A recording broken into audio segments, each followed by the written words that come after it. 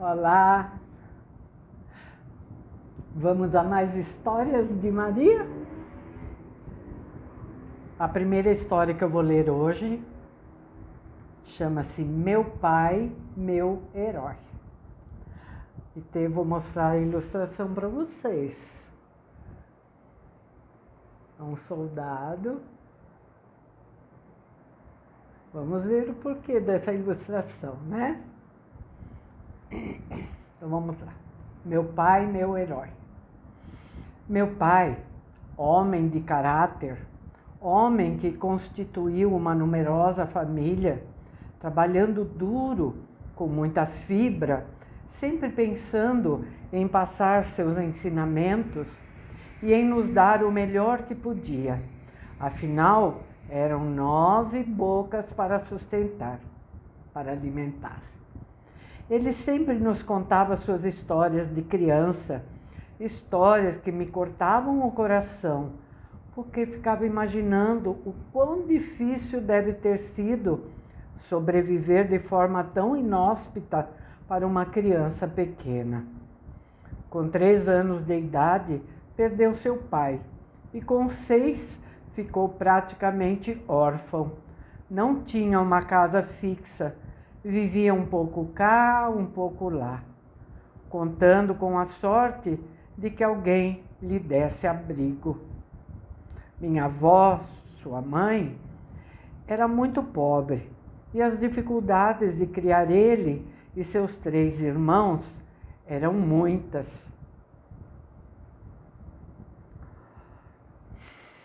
Assim, precisava da ajuda alheia. Ele tinha só uma muda de roupa. Ia para o rio tomar banho, a lavava e a deixava secar pendurada nos galhos de uma árvore para depois vesti-la novamente. Todas aquelas histórias que mais parecem um filme de Roberto Benigni, tem uma nota de rodapé sobre Roberto Benigni, é um ator e diretor italiano de cinema e televisão. Em 1999, ganhou o Oscar de melhor ator pelo filme A Vida é Bela. Nasceu em 27 de outubro de 1952. Um lindo filme, né? Bom, continuando. Então, todas aquelas histórias que mais parecem um filme de Roberto Benigni do que vida real, me deixavam muito emocionada. Mas ele não expressava mágoa. Na verdade, nos relatava para que valorizássemos a nossa vida familiar, para que refletíssemos sobre as dificuldades das pessoas que vivem na rua, que não têm um teto para morar, que não têm o que comer, que não têm uma família estruturada como nós tínhamos, apesar de termos sido criados na mais completa simplicidade, porém, numa família muito harmoniosa. Mas as lágrimas inundavam a minha face. Eram inevitáveis, caíam sem que eu conseguisse controlar. Disfarçava para que ele não percebesse a minha emoção, que era um misto de pena e admiração. Olhava para o seu rosto já envelhecido e pensava: isso explica o fato de ele ser esse homem tão incrível, um pai tão protetor e amoroso, um homem de um caráter singular. Nunca deixou faltar alimentos na nossa mesa. Certamente se lembrava do que tinha passado quando criança. Uma das coisas que nos ensinou foi nunca negar um copo d'água, ou um pedaço de pão, ou um prato de comida para quem quer que fosse que pedisse. No seu passado deve ter levado muitos nãos na pele, deve ter sentido sede, frio e fome. Sua vida não deve ter sido nada fácil. Talvez seja por isso que nossa casa estava sempre cheia de gente para comer. Apesar de sermos pobres, a nossa mesa era farta, simples, mais abundante.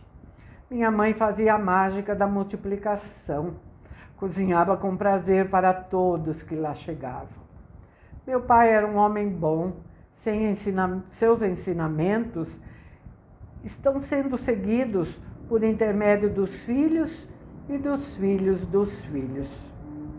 Passada a sua infância e adolescência, com 22 anos de idade, ele se alistou no Exército Brasileiro.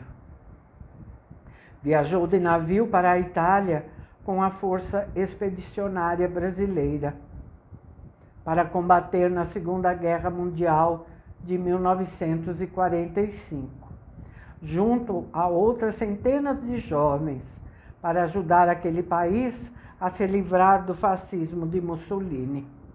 A Europa toda estava em conflito. Praticamente um menino, enfrentou com muita bravura uma guerra que nem era sua. Foram quase 2 anos de luta. Foi ferido, mas felizmente conseguiu se salvar. Naquele período, a saudade do Brasil era imensa. Sonhava em retornar à sua terra natal. Sonhava em rever sua mãe e irmãos. Tinha medo de que esse sonho fosse talhado com a sua morte. Amava tanto a sua família. Aprendeu uma música em italiano que retratava o amor pela mãe. Mamma, sou tanto felice. Ele a cantava sempre. Além dessa música, sua alegria era cantar para nós quando estávamos reunidos. Também para nos fazer dormir quando éramos pequenos. Essa veia artística rendeu frutos, porque temos vários talentos na família. Mas na Itália não era só guerra. Fez muitos amigos que carregou ao longo da sua existência. Pôde conhecer alguma coisa da cultura da Itália e aprendeu um pouco da língua italiana. Romance também fez parte da grande aventura desse brasileiro cheio de sonhos.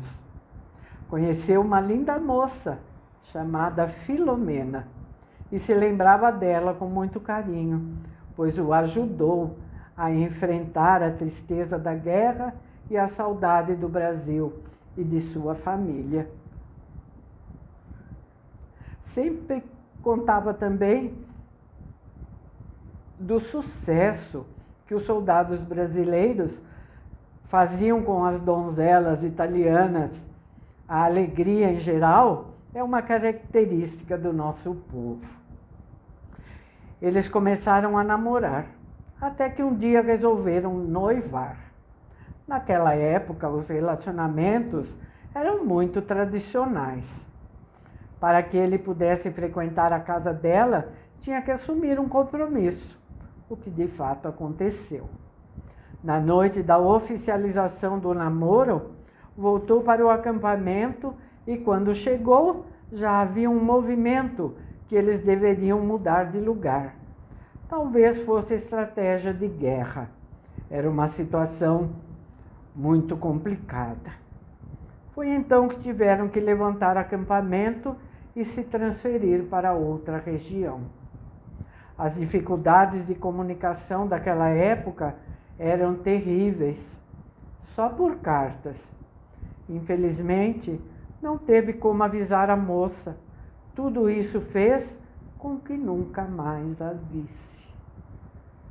Após alguns meses, a guerra acabou, felizmente.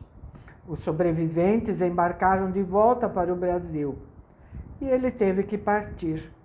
Não podia permanecer ali. Após muitos dias de viagem, não sei precisar quantos, chegaram ao porto da cidade do Rio de Janeiro. Ele tinha a opção de escolher se retornava para a Itália para encontrar sua amada ou voltar para a sua cidade para rever a família. O sangue falou mais alto. Pensou, depois eu volto, mas essa volta jamais aconteceu. Os pracinhas brasileiros, como eram chamados os soldados da FEB, foram recebidos com todas as honras em Porto Alegre. Eram os heróis de guerra. Foi para a sua cidade, interior do Rio Grande do Sul, e lá começou uma nova fase de sua vida. Tinha recebido um dinheiro do governo, resolveu que ajudaria minha avó, para que ela pudesse criar com dignidade os seus irmãos, frutos do seu segundo casamento. Comprou um pequeno hotel para ela. Essa atitude mostra o valor de caráter e bondade de meu pai. Era completamente desapegado de coisas materiais. Era uma pessoa solidária, amigo e desprovido de quaisquer preconceitos. Ele foi tocando sua vida, pensava em voltar para o velho mundo. Porém, o tempo foi passando, foi ficando cada vez mais difícil. Já não tinha condições financeiras para arcar com despesas de uma viagem tão longa. Deixou que o destino fizesse seu caminho naturalmente. Foi quando conheceu uma moça de origem pobre, descendente de italianos, uma moça linda e alegre, que o cativou subitamente. Essa moça era minha mãe. Não levou muito tempo para que eles se casassem e o Felizes para Sempre começou a partir daquele momento. Sinto muito pela Filomena, que deve ter ficado tão triste e desiludida com seu noivado rompido. Mas não posso deixar de pensar que o destino faz o seu percurso corretamente. O destino sabe o que faz. Senão, eu não estaria aqui contando essa história. Ao contrário, talvez fosse uma italiana nascida em Nápoles. A vida de meu pai não foi nada fácil desde que nasceu, mas foi forte, foi guerreiro. Conheceu uma mulher com muitas qualidades que o ajudou a manter nossa família com dignidade, de cabeça erguida, apesar de todas as dificuldades financeiras, apesar de trabalharem tanto para nos sustentar, tempos muito difíceis aqueles. A guerra lhe surtiu alguns traumas, como, por exemplo, não podia ver ninguém chorar, talvez porque tenha presenciado tantas cenas de desespero e tristeza. Tínhamos o cuidado em casa para que não caísse nada no chão, principalmente panelas. O som estridente aproxima-se do som de bomba, acredito eu. Não podíamos acordá-lo colocando a mão no seu ombro. Corríamos o risco de levar um soco na face. Tal atitude, inconscientemente, era um ato de defesa.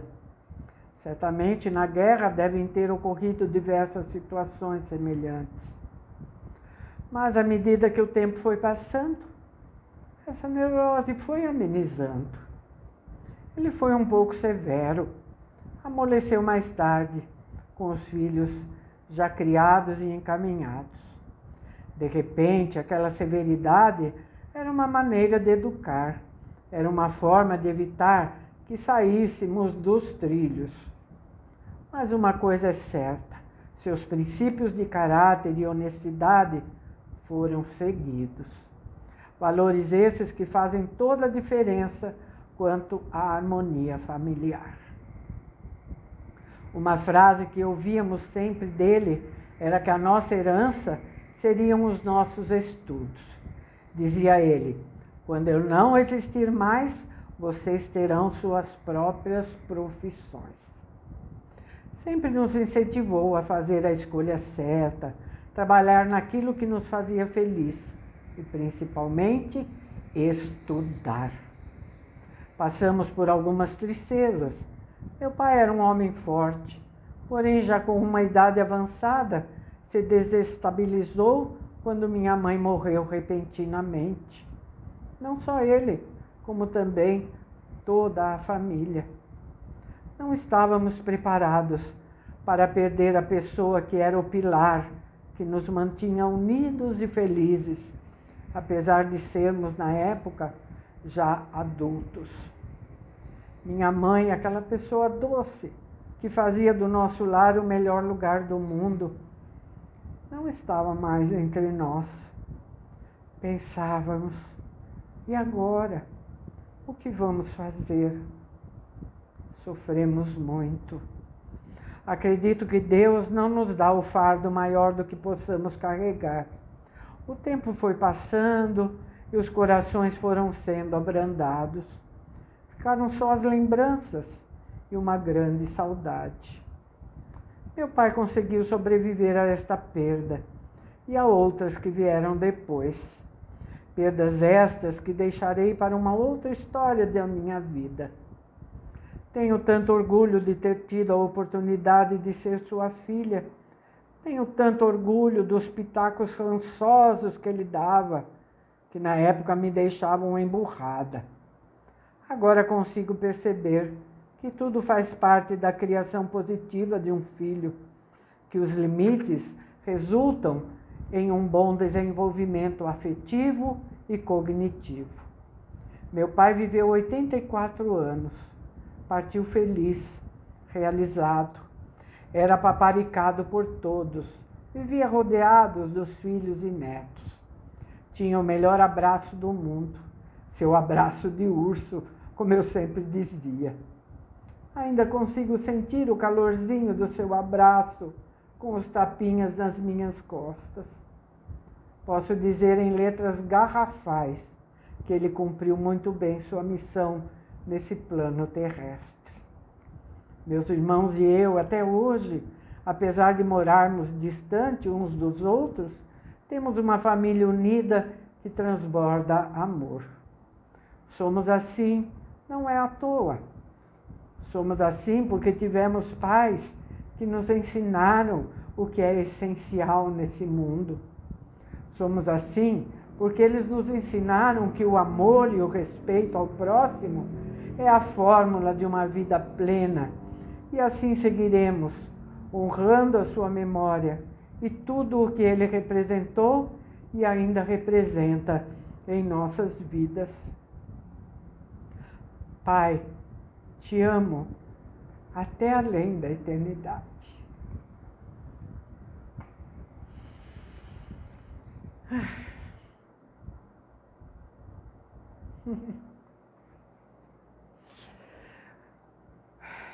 Bom, vamos para a próxima história? Olha a ilustração. Uma vaca. Ai, que amor.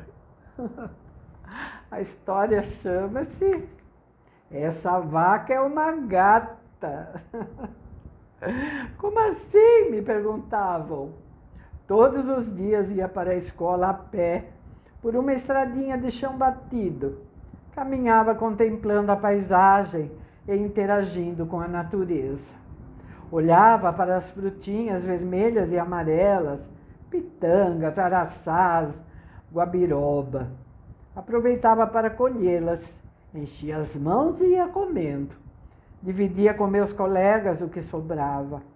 Olhava os passarinhos que às vezes davam uma rasante sobre a minha cabeça e dizia: "Epa, cuidado, amigo!"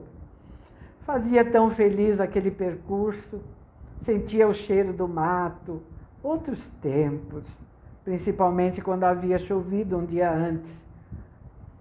O porém era o barro, mas não tinha nenhum problema, porque usava umas galochas pretas de borracha no inverno, e no verão eram as havaianas azul e branco, ou o tênis conga azul marinho. Voltando à chuva e o barro do dia seguinte, as galochas protegiam meus pés e me davam a liberdade de brincar com aquela lama. Assim conseguia pisar com vontade, aquilo era pura diversão. Mas o guarda-pó branco, na parte de trás, ficava parecendo um dálmata, barro de cima a baixo. Todos os dias cruzava com minha amiga Vaca. Até coloquei um nome nela, Gertrudes. Eu dizia: "Bom dia, Gertrudes." E ela respondia: mu. Acho que ela queria me dizer: bom dia para você também, amiga. Ela era preta, com manchas brancas, linda, robusta, lustrosa e muito simpática. Parecia que sorria para mim. Mas o que mais me chamava a atenção eram os seus olhinhos negros, grandes, fascinantes, expressivos, os quais pareciam querer me dizer algo. Pensava, como seria a vida de uma vaca? Será que ela sabia que poderia servir como alimento de alguém? Ficava ali pastando uma grama verdinha que resultava num líquido branco, precioso, o qual simbolizava a vida. Esse sim, não era o seu fim. Ao mesmo tempo questionava, será que ela é feliz? Será que a sua condição de animal não racional lhe agrada? Às vezes, sob chuva torrencial, frio, sol escaldante. Criança tem dessas de ficar divagando sobre as coisas da vida. Mas que uma casa aconchegante, uma cama confortável e quentinha seria melhor. Isso seria, pensava eu. Ela com certeza me contaria muita coisa. Mas como eu iria entender? Eu que não falava vaquês. Eu a compreenderia pelo seu olhar e pelos seus gestos. É assim que funciona quando uma pessoa não fala a sua língua, ou mesmo quando ela possui uma deficiência auditiva. Basta ter boa vontade. Chegava na escola cheia de ideias, pois aquele percurso em contato com a natureza me inspirava. Minha professora ficava me observando. O guarda-pó branquinho estava todo desajeitado, dependendo do tempo. Com sol, um pouco de poeira. Com chuva, aquele mapa desenhado com barro. Era inevitável. Eu era feita assim, muito sapeca, muito criança. Certo dia, minha professora solicitou que fizéssemos uma composição sobre alguém de quem gostássemos muito. Não sei os meus colegas, mas eu, sem pestanejar, lembrei-me da minha amiga Gertrudes. Comecei a imaginá-la falando a minha língua, português, e me contando como tinha sido o seu dia no pasto, ali sozinha. Não exatamente sozinha, porque havia os passarinhos, as borboletas que pousavam no seu nariz, as formigas que faziam trilhas em sua volta, carregando folhas gigantes. Ela continuaria sendo uma vaca, só que se expressaria como gente. Gertrudes ia fazer aniversário. Foi aí que tive uma grande ideia de lhe fazer uma festa surpresa. Isso é ela contando a composição, né? A historinha. Convidei meus colegas da escola, meus familiares e seus amigos do pasto. Tínhamos 2 dias para preparar tudo. Cada um era responsável por um quitute. O bolo ficava por conta da minha mãe. Enchemos muitos balões e bandeirinhas coloridas. Fizemos ainda muitos cartazes com mensagens de felicitações. Enfeitamos uma mesa linda com papel crepom. Como fazia tempo bom, colocamos a mesa debaixo de uma frondosa árvore de cinamomo que tinha no meu quintal. Até as luzinhas de Natal usamos. O problema era qual desculpa atrairia Gertrudes para a minha casa. Fui até o pasto e disse a ela que minha família gostaria de conhecer aquela amiga de quem eu tanto falava. Ela concordou, adorou o convite. Gertrudes caprichou no visual, colocou seu lindo vestido de chita com flores amarelas e vermelhas, com 2 pares de sapatos de salto verde-oliva, pintou os cílios e usou um batom rosa pink. Enquanto isso, a festa toda pronta, todos estavam ansiosos com a sua chegada. No caminho, íamos conversando, rindo à toa, estreitando ainda mais a nossa amizade. Quando abrimos o portão de minha casa, ouvimos já os parabéns a você. Gertrudes me olhou emocionada, não contendo uma lágrima que caía em sua face, e disse: muito obrigada, minha amiga. Essa é a primeira festa da minha vida. Sabe quem estava lá também? A minha professora Glorinha, que disse: agora eu entendo porque você fala que a vaca é uma gata. Ela é realmente uma belezura. A festa foi muito divertida. Cantamos, dançamos ao som da sanfona do meu tio Pedro. Nós e Gertrudes estávamos completamente felizes. No outro dia, minha professora me entregou a redação e me disse sorrindo: essa menina, você tem uma imaginação fértil. Gostei muito. Sorri e lhe agradeci. Na volta para casa, passei pelo pasto. Encontrei com Gertrudes e lhe contei a história. E, para minha surpresa, ela respondeu em português: no próximo ano, você faz então a festa, combinado? E eu arregalei os olhos e disse: mas não é que você fala de verdade? Rimos até não aguentar mais. Ah, Gertrudes! Maria, que história linda, Maria! Ai, gente, hoje não vai dar para ler 3 histórias, né? Olha, já estamos com quase meia hora de vídeo, tá bom?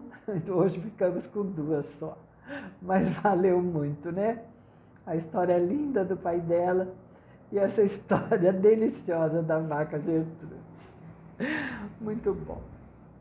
Um grande abraço para vocês. Muito obrigada por estarem aqui comigo. Lembro vocês do like, de se inscreverem se ainda não forem inscritos, tá bom? Acione o sininho também, é bom, porque aí o YouTube lembra você dos nossos vídeos, tá bem? E conta para o pessoal, que tá muito legal essas histórias de Maria. E que temos outros livros também maravilhosos. Tchauzinho. Até o próximo vídeo. Um abraço para vocês.